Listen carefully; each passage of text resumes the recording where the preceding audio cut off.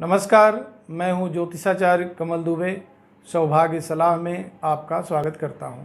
प्यारे दर्शकों, आज का हमारा विषय है मीन लग्न में बृहस्पति देव का फल।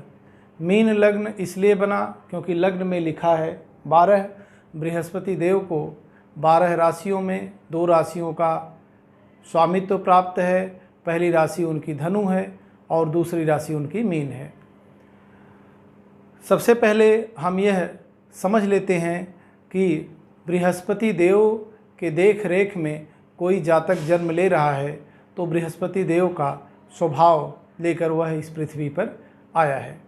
सबसे पहले बृहस्पति देव के स्वभाव के विषय में आपको बताते हैं। परोपकारी, भाषाओं का ज्ञान, सुंदर शरीर, विनम्र, सत्संगी, प्रभावशाली वाणी, मधुरभाषी, सर्वजन प्रिय, संततिवान, संपत्तिवान, स्वाभिमानी और उदार। और बृहस्पति देव का जो प्रभाव है वह भी आपको समझना बहुत ज़रूरी है। सोना, चांदी, सरकारी नौकरी, कानूनी काम, बैंक, शिक्षा संस्थान, देवालय, धर्म संस्था, धन, यश, रसायन शास्त्र, दंडाधिकारी जैसे मजिस्ट्रेट, कलेक्टर, जज।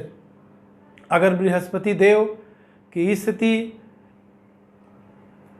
मीन लग्न में अच्छी बनती है और व्यक्ति इस प्रकार का कुछ काम या पढ़ाई अपने जीवन में करता है तो बृहस्पति देव इसमें उसको अवश्य सफल कर देंगे।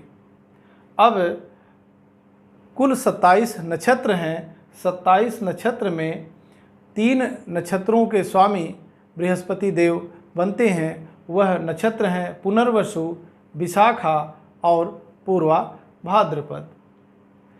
इस लग्न में इनके मित्र ग्रह बनते हैं मंगल, चंद्रमा और बुध। और इस लग्न में इनके शत्रु ग्रह बनते हैं शुक्र, शनि और सूर्य। वैसे सूर्य इनके शत्रु नहीं हैं, लेकिन छठे घर के मालिक होने की वजह से इनको भी हम शत्रुता में ही रखेंगे। और दृष्टि बृहस्पति देव को 3 दिव्य दृष्टि प्राप्त है, 5वीं, 7वीं और 9वीं। कहने का मतलब है बृहस्पति देव जिस स्थान पर बैठेंगे उस स्थान को तो प्रभावित करेंगे ही, साथ में वहाँ से 5वें घर, वहाँ से 7वें घर और वहाँ से 9वें घर को भी वह प्रभावित करेंगे। प्यारे दर्शकों, एक चीज़ आपको और समझना पड़ेगा।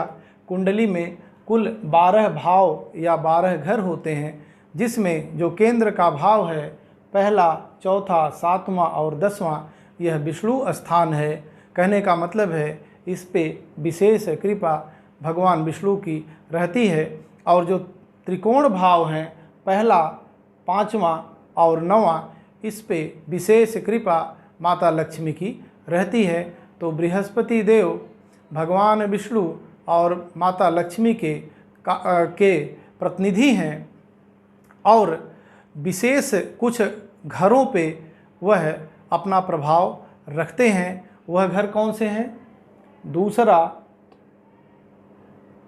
5वां, 7वां, 9वां, 10वां और 11वां।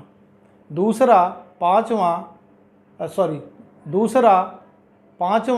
7वां, 9वां, 10वां और 11वां। बृहस्पति देव यहाँ पर उपस्थित रहें या उपस्थित न रहें, लेकिन इन घरों पे भी उनकी कृपा होती है। और व्यक्ति को अगर कुंडली में बृहस्पति देव की स्थिति मजबूत बनती है तो उनको इन घरों का भी लाभ प्राप्त होता है, इन घरों का भी सुख उनको प्राप्त होता है। राशियां बृहस्पति देव को मैं बता ही चुका हूं कि 2 राशियों के मालिक हैं, 9वीं राशि और 12वीं राशि, धनु राशि और मीन राशि। कर्क राशि यानी चौथी राशि में वह उच्च के होते हैं और 10वीं राशि मकर राशि में वह नीच के होते हैं। और विशेष करके पीले रंग पर इनका प्रभाव होता है और इनका जो रत्न है वह पुखराज है। अगर किसी भी जातक की कुंडली में बृहस्पति देव कमज़ोर होते हैं तो उसके जीवन में संघर्ष अधिक हो जाता है। विशेषतः धन दौलत से संबंधित परेशानी उसको आजीवन रहती है। अगर ऐसा होता है तो आप बृहस्पति देव के वस्तुओं का दान करके बृहस्पति देव को ठीक कर सकते हैं। केले की सेवा करके बृहस्पति देव को आप ठीक कर सकते हैं। भगवान विष्णु की पूजा, माता लक्ष्मी की पूजा करके बृहस्पति देव की स्थिति को अपने कुंडली में ठीक कर सकते हैं। और समाज में जितने भी साधु संत, अध्यापक, शिक्षक, धर्माचार्य, सबका सम्मान करके भी आप बृहस्पति देव की स्थिति को ठीक कर सकते हैं। अब आइए जानते हैं कि अगर बृहस्पति देव पहले घर में विराजमान होते हैं तो क्या फल देंगे।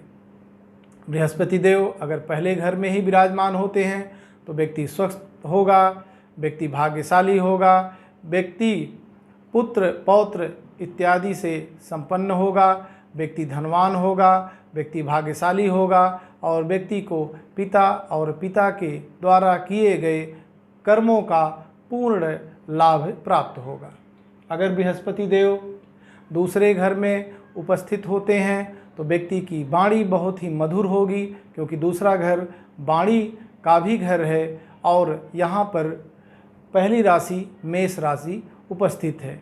व्यक्ति धनवान होगा, व्यक्ति का समाज बहुत अच्छा होगा और व्यक्ति का बैंक बैलेंस भी बहुत ही अच्छा रहेगा। व्यक्ति धन दौलत अपने जीवन में खूब इकट्ठा करेगा।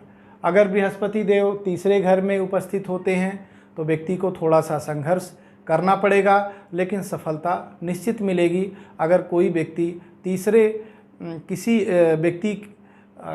किसी भी जातक की कुंडली में अगर उसकी मीन लग्न की कुंडली है और बृहस्पति देव तीसरे घर में उपस्थित होते हैं तो व्यक्ति को मेहनत करना चाहिए, परिश्रम करना चाहिए।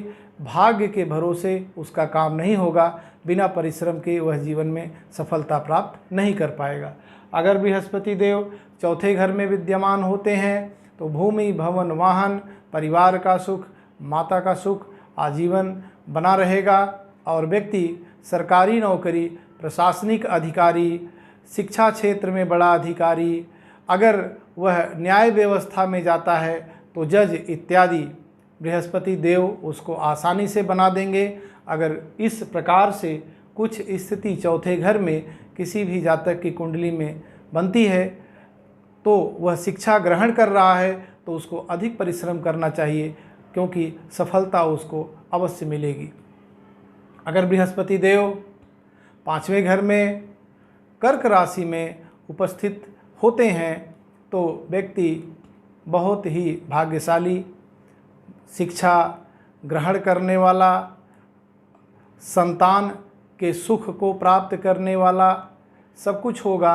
व्यक्ति कम परिश्रम में ही बहुत कुछ कम समय में भी हासिल कर लेगा, क्योंकि बृहस्पति देव अगर किसी भी मीन लग्न के कुंडली में अच्छी स्थिति में बनते हैं तो उसका भाग्योदय 16 वर्ष में ही हो जाता है।